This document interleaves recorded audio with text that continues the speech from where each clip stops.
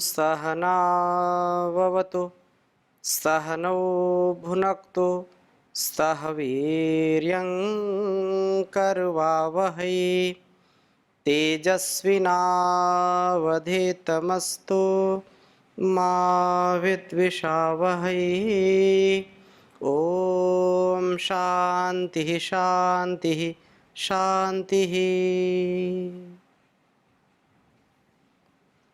वैदिक जीवन पद्धति की इस कक्षा में आप सभी दर्शकों का, श्रोताओं का हृदय की गहराइयों से हार्दिक स्वागत है, अभिनंदन है। वेदो अखिलो धर्म मूलम, वेद सब सत्य विद्याओं का पुस्तक। वेद का पढ़ना, पढ़ाना, सुनना, सुनाना तथा अपने आचरण में लाना हम सभी श्रेष्ठ जनों का, आर्यों का परम कर्तव्य है। हम अपने मन पर, अपनी इंद्रियों पर पूरा नियंत्रण कर सकें, जिससे हमारा कभी भी जीवन असंगत ना हो, हमारा जीवन सुसंगत हो।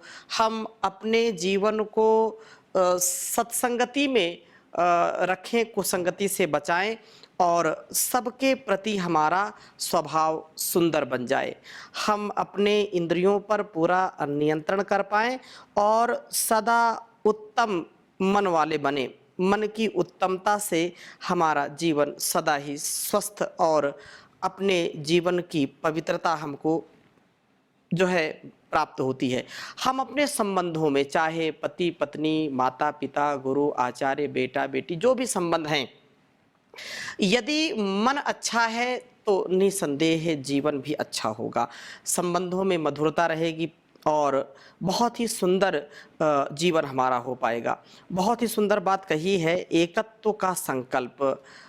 जब पति पत्नी के संबंध, उनका परस्पर एक दूसरे के प्रति जो कर्तव्य है, उसका भी पालन तभी ठीक ठीक हो पाता है जब उन दोनों का मन, पति और पत्नी का मन श्रेष्ठ होता है, चिंतनशील होता है, मननशील होता है, दोनों में एकत्व का भाव होता है, उनके जो है विचारों में भी अंतर नहीं होता है और वो दिव्य जीवन, वासना नहीं अपितु उपासना से युक्त होकर के जो जीवन जीते हैं। तो बहुत सुंदर बात कही है और विशेषकर जो गृहस्थ जीवन में हैं, दाम्पत्य जीवन के लिए, उनके लिए तो यह मंत्र बहुत ही अच्छा उपदेश दे रहा है। इसको मैं प्रथम लिखता हूँ, फिर आपके सामने चर्चा करूँगा। ओम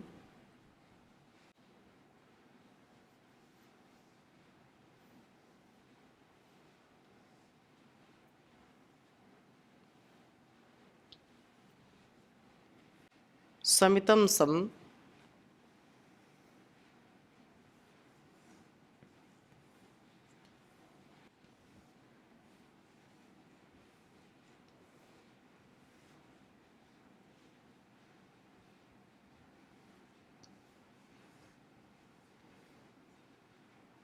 समितम सम कल्पेथाम संप्रियौ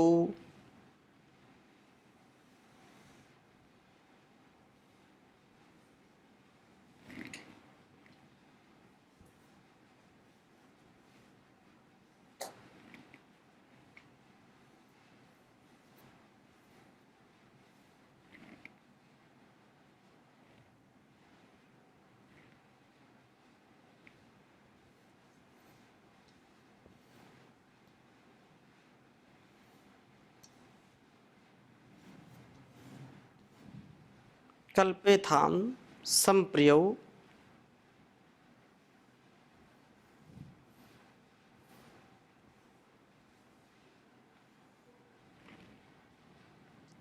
रोचिष्णु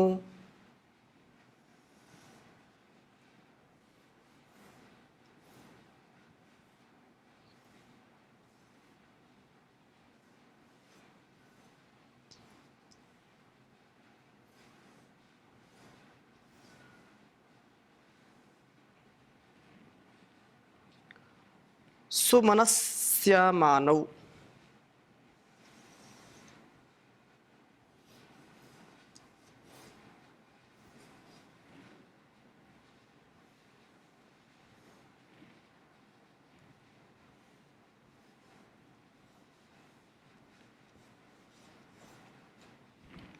सुमनस्य मानव,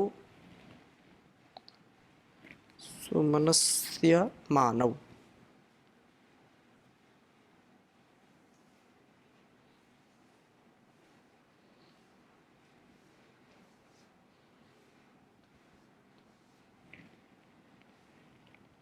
सुमनस्य मानौ एषम ऊर्जमभि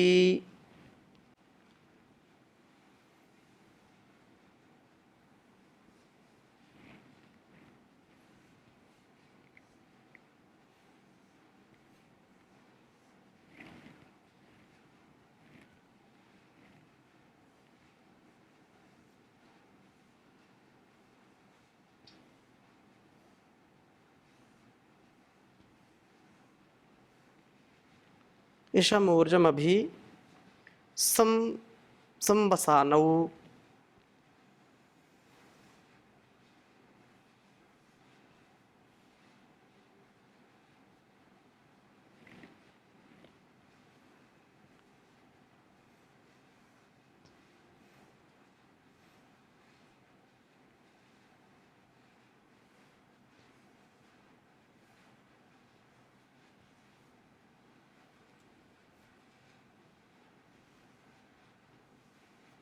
संवसानौ। यजुर्वेद के 12वें अध्याय का यह 57वां मंत्र है।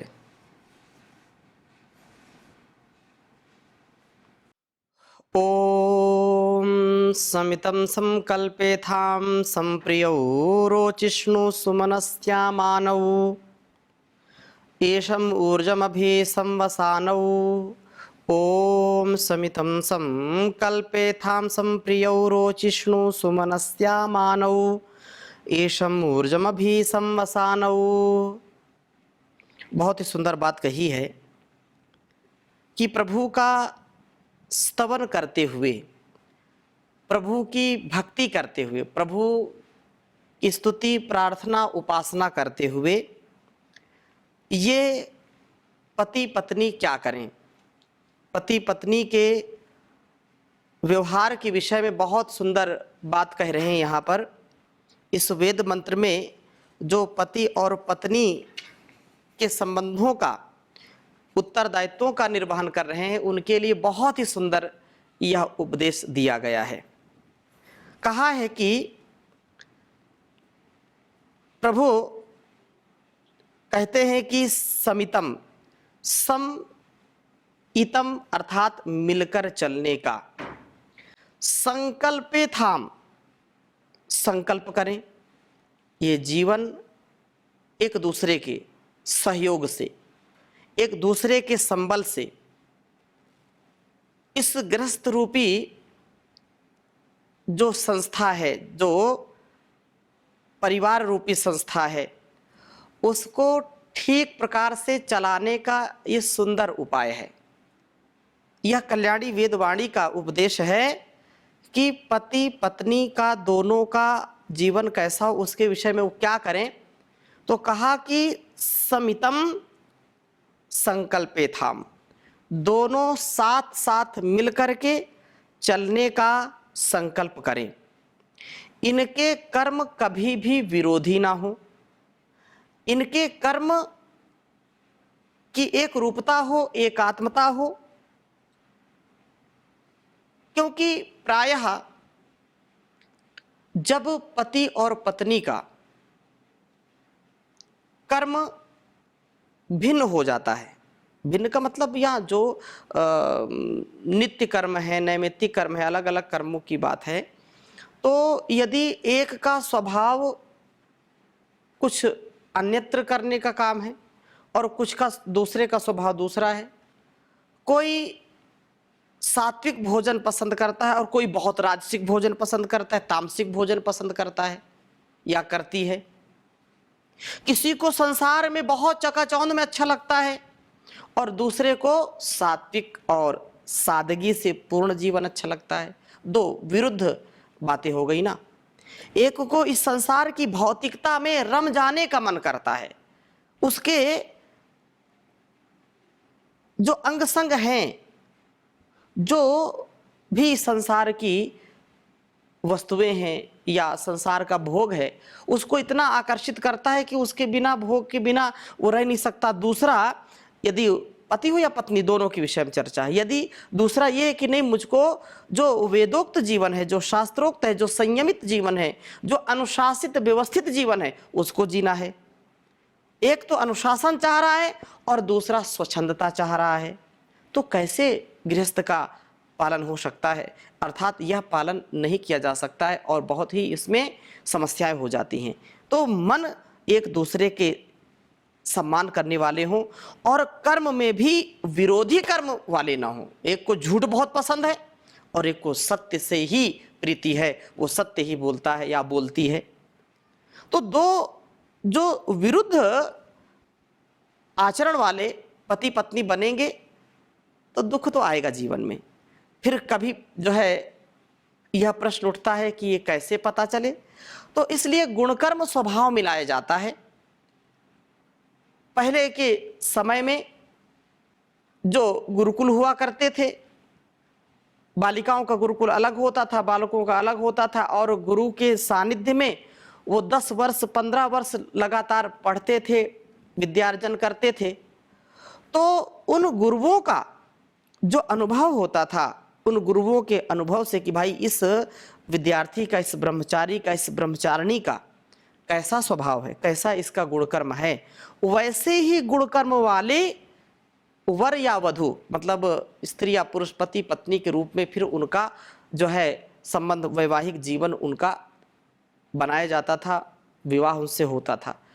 आज की जो परिस्थितियां हैं वो बिल्कुल भिन्न हैं, वो बिल्कुल ही अलग हैं और क्षण भर के सुख में लोग जो है अपने आप को बहा देते हैं, ढह जाते हैं, उस बहाव में बह जाते हैं, जिससे वो सच्चे गृहस्थ की क्या परिभाषा वो भी नहीं जानते। एक सच्ची पत्नी का, एक सच्चे पति का कैसा स्वभाव होना चाहिए, एक दूसरे के प्रति कैसा कर्तव्य होना चाहिए, ये कभी वो जानने का भी प्रयास नहीं करते। हमारे जो शास्त्रों में, वेद उपनिषदों में जो जीवन जीने की बात कही है, उसका भी वो कभी सम्मान नहीं करते, ना उसको पढ़ने का प्रयास करते हैं और जीवन को दुखमय बना लेते हैं। तो यहाँ पर कह रहे हैं कि एक दूसरे का कभी विरुद्ध कर्म ना हो और समप्रियौ, ये परस्पर उत्तम प्रेम वाले होने चाहिए, अति प्रीति होनी चाहिए, पति में भी पत्नी के प्रति और पत्नी में भी पति के प्रति बहुत पवित्र प्रीति होनी चाहिए। कहा कि सुमनस्या मानव रोचिष्णु, संसार में शोभा पाने वाले या शोभा वाले हों, संसार में उनका इतना अच्छा परस्पर व्यवहार हो कि घर परिवार समाज में, इस संसार में लोग कहें कि पति पत्नी हो तो ऐसे हों। पति पत्नी का जो वास्तविक स्वधर्म है, स्वकर्म है, स्वभाव है, इनके जैसा होना चाहिए, ऐसा आदर्श स्थापित करें। रोचिष्णु, रोचमान हो, परस्पर प्रेम होने पर ही इसकी शोभा होती है। जिस घर में पति पत्नी का झगड़ा होता है, जिस घर में पति और पत्नी में बनता नहीं कोई स्वभाव या बनती नहीं, पटरी नहीं खाती, तो उनके बच्चे उनसे क्या सीखेंगे, उनके पड़ोसी उनसे क्या सीखेंगे, इस संसार के लोग, समाज के लोग, घर परिवार के लोग क्या सीखेंगे? इसलिए वो आदर्श पति पत्नी होते हैं जिनके जीवन में एक बार भी विरुद्ध आचरण नहीं होता एक दूसरे के प्रति, एक दूसरे के प्रति कभी लड़ाई झगड़ा का जो है कोई ऐसा वातावरण नहीं तैयार होता है। तो ये उचित नहीं है। सुमनस्य मानव, सुमनस्य मानव, सदा उत्तम मन वालों की भांति आचरण करने वाले हों, शुभ चिंतन करने वाले हो तुम। इस मन की उत्तमता के लिए आपको सदा तत्पर रहना है। अन्न, इसके बाद देखो कितनी सुंदर बात कही, ईशम ऊर्जम अभी संवसानौ, मन भी हमारा पवित्र हो, एक दूसरे के प्रति निर्मल हो। आज का जो वातावरण है अत्यंत कष्टकारी और अत्यंत दूषित करने वाला है मन को। पति से पत्नी संतुष्ट नहीं, पत्नी से पति संतुष्ट नहीं, एक दूसरे के प्रति छल कपट की जो भावना है, और हो क्यों ना, क्योंकि ऐसे सीरियल देखना, लोगों को उसमें टीआरपी बढ़ती, लोग उसको ऐसे बनाते हैं रुचिकर, लोग देखते हैं, गलत आचरण दिखते हैं, गलत जो है चित्र और चरित्र आदर्श हम उनको बना लेते हैं। ऐसे सोशल मीडिया में, चाहे फेसबुक हो, व्हाट्सएप हो, ट्विटर हो, न्यूज़पेपर हो, हर दिन कोई ना कोई ऐसी घटनाएं सामने आती हैं जो वास्तव में आदर्श पति पत्नी के संबंधों को जो है तार तार कर जाती है, उनको जो है ऐसे बदनाम कर जाती है। याद रखना, यदि हमारा चरित्र, हमारा जीवन का जो प्राप्तव्य है, जो हमारा गंतव्य, जो मंतव्य है, जो कर्तव्य है, इससे यदि हम विचलित हो गए तो संसार में हमको कभी उन्नति नहीं मिलेगी, अवनति के सिवाय कभी उत्थान नहीं होगा, पतन के सिवाय। इसलिए ये पति पत्नी का जो जीवन है, वास्तव में वो जीवन जग का निर्माण करने वाला है, वो इस संसार का निर्माण करने वाला है। वो एक व्यक्ति नहीं है, वो राष्ट्र की और इस संसार की, इस दाम्पत्य जीवन के आदर्शता की एक अभिव्यक्ति है। इसलिए हम कोई भी कार्य ऐसा ना करें जिससे यह जीवन हमारा कलंकित हो, कलुषित हो। हम शुभ चिंतन वाले, अर्थात पति पत्नी के लिए यह उपदेश दिया जा रहा है कि पति पत्नी का जीवन उत्तम हो, एक दूसरे के मन, एक दूसरे का सम्मान करने वाले हों, और मन में प्रीति हो, शुभ चिंतन हो, गलत चिंतन ना हो, एक दूसरे को धोखा देने की बात ना हो, एक दूसरे के प्रति जो है छल कपट की भावना ना हो। और उसके लिए करना क्या है? उसके लिए कहा कि उत्तम अन्न का सेवन, मन अच्छा हो उसके लिए उत्तम अन्न का सेवन करें। इसलिए ईशम, अन्न को तथा ऊर्जम, रस को, अभिसंवसानौ अभ्यवहरन्तौ, सेवन करने वाले बनो। यदि तुम्हारे जीवन में शुद्ध ज्ञान, शुद्ध कर्म, शुद्ध उपासना का आधान करना है, यदि उत्तम संतान का निर्माण करना है, उत्तम संतान आप चाहते हैं, उत्तम मन आपके होने चाहिए, महान कर्म वाले आप होने चाहिए, तब जीवन और यह जगत अतिशय कल्याण से परिपूर्ण होता है। तो अन्न का सेवन, रस का सेवन कैसा हो? सात्विक हो, उत्तम होना चाहिए। और अन्न रस का सेवन ही हमें धर्म में स्थिर गति प्राप्त कराता है। आहार शुद्धौ सत्व शुद्धि, तो ये जो आहार शुद्धि सत्व शुद्धि की बात कही है, तो यह जरूर होना चाहिए। अथवा ये कहें कि ऊषम, ईशम, उस प्रभु की प्रेरणा को तथा ऊर्जम, ऊर्जम बल व प्राण शक्ति को अभिसंवसानौ, सम्यकतया धारण करने वाले बनो।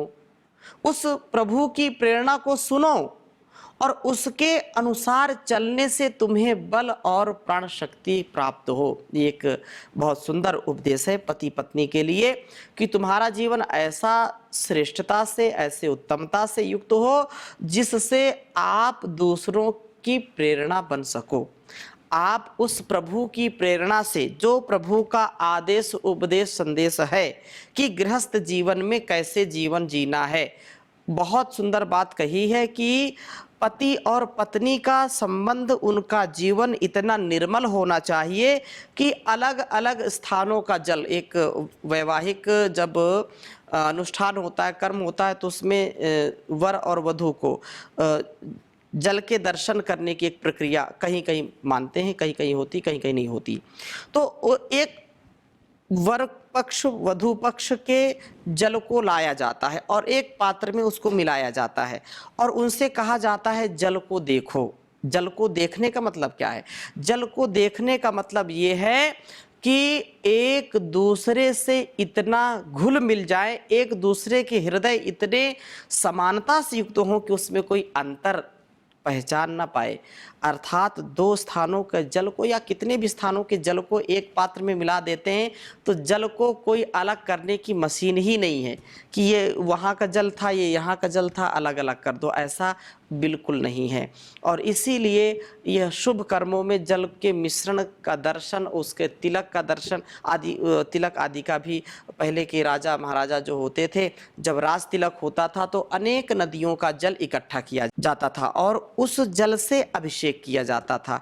अभिषेक अनेक नदियों के जल को एकत्रित करके अभिषेक करने का तात्पर्य ये था कि जैसे अनेक नदियों का जल मिलकर के यहाँ पर एक हो गया है, इसलिए कोई भेदभाव नहीं रहा है। इसलिए राजा, तुम इस राजगद्दी पर बैठोगे तो तुम्हारे अंदर भी किसी प्रकार का भेदभाव नहीं होना चाहिए। तुम्हारा ये सारा जो भूमंडल है या जो तुम्हारा ये राज्य का जो एक परिधि है राज्य की, उस परिधि में जितने भी लोग हैं वो अपने हैं, उनको पुत्र के समान आप उनका लालन पालन करें, किसी के साथ पक्षपात ना करें, न्याय के साथ, धर्म के साथ अपने राजा का जो कर्तव्य है उसको आप निभाइए। इसी प्रकार से ये जो जल की बात कही है, तो ये निर्मल जल हमको जो है रस और अन्न का जो सेवन की बात है, इसमें भी इतना पवित्र हम रस और अन्न का सेवन करें कि हमारे जीवन में मन भी हमारा पूर्ण पवित्र हो जाए। दूसरी बात ये कही कि जो प्रभु की प्रेरणा है, उस प्रभु की प्रेरणा जो सच्चाई है, अच्छाई है, उसको आप मन में, अपने वाणी में, अपने कर्मों में उसको धारण करें और इस प्रकार से तुम्हारा बल बढ़ेगा, इससे आत्मबल बढ़ेगा, इससे बुद्धि बल, इससे संपूर्ण बल बढ़ेगा और तुम्हारा जीवन प्रबल होगा। सम्यकतया आप इस जीवन को जी पाओगे। तो यहाँ जो सुंदर बात कही है ऋषि जो मधुचंदा हैं, और कहा कि उत्तम इच्छाओं वाले पति पत्नी मिल कर के चलते हैं, जिनकी उत्तम इच्छाएं हैं वो एक दूसरे का सम्मान करते हुए चलते हैं और परस्पर एक मन वाले, प्रेम वाले होते हैं। ये दो बातें कही। तीसरी बात कही, शोभा देने वाले कार्यों को ही करते हैं, जो अशोभनीय हैं, जो कर्म निंदनीय हैं उनको नहीं करते, जो कर्म वंदनीय हैं उन कर्मों को करते हैं, जो कर्म जो है हमारे जीवन को उत्थान की ओर ले जाते उन कर्मों का अनुष्ठान करते हैं। और उत्तम मन वाले होते हैं, मन में कभी भी एक दूसरे के प्रति छल कपट नहीं है। आज की जो परिस्थितियां हैं वो बड़ी ही, यद्यपि फिर भी भारतवर्ष में ऐसी परंपराएं हैं कि एक बार विवाह किया तो आजीवन उसको निभाना है, कैसा भी हो। लेकिन कुछ तथाकथित लोग हैं जो इस दाम्पत्य जीवन में, पारिवारिक जीवन में भी पता नहीं कैसे तलाक लेना, ये सब, ये हमारी सभ्यता, हमारी संस्कृति नहीं रही है। किसी भी ग्रंथ में, किसी भी हमारे शास्त्र में ये परंपरा ही नहीं थी कि तलाक ले लिया जाए। तो हमारे यहाँ तो ऐसा है कि 7 जन्मों तक एक दूसरे का साथ निभाना है। कितनी उच्च प्रेरणा देने वाले ये संकल्प हैं। तो इसलिए कहा कि मन एक हो, पति और पत्नी के मन 2 नहीं होने चाहिए, एक मन होना चाहिए। और उत्तम मन हो उसके लिए उत्तम आहार का सेवन करना, अन्न रस का सेवन करते हैं अथवा प्रभु की प्रेरणा को सुन करके बल व प्राण शक्ति को धारण करते हुए इस जीवन को असाधारण बना देते हैं। जो ऐसे जीवन को धारण करते हैं उनकी संतानें भी असाधारण होती हैं, तेजस्वी होती हैं और बहुत ही जीवन को सुंदर बनाने वाली होती हैं। और जिनका मन अच्छा नहीं है, तो मन अच्छा नहीं है तो कैसे कार्य होगा, वह कभी भी मन ठीक नहीं होगा। तो उसकी चर्चा भी अगले मंत्र में की है, बहुत सुंदर मंत्र है, इसकी चर्चा हम अगली कक्षा में करेंगे। अभी यहीं पर विराम लेते हैं। ओम शांति शांति शांति।